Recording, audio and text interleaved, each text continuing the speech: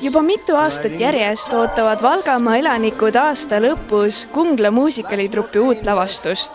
Selle aastal tõid nad lavale muusikali Nõiutud, kus peaosa mängisid Hardo Adamson, Sirli Pipar ning Deivi Kivi.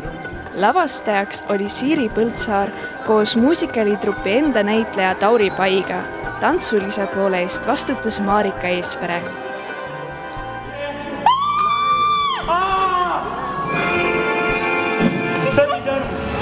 See siis on? Kuidas see saab võimalik olla? Aga oleme, mida te sõpru saada silma? See ei ole nii.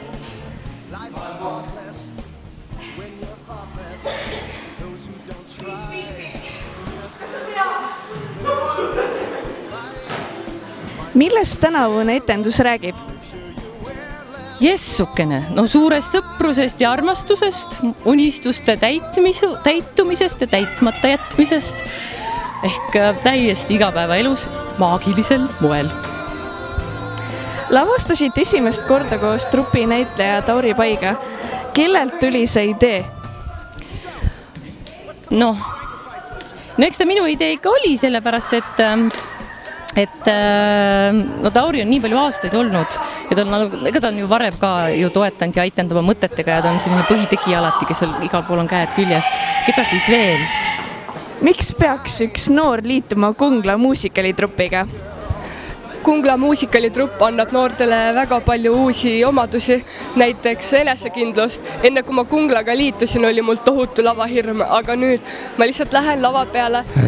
Ta on nagu üks suur pere, ta on nagu teine pere ja ma arvan, et see täiendab seda, ütleme, noort, kes sellega liitub, teda ennast. Sellepärast, et siit saab lihtsalt mega head kogemused, siit saab täiega head sõbrad ja siin saab meeskonnatööd näha oma silmaga.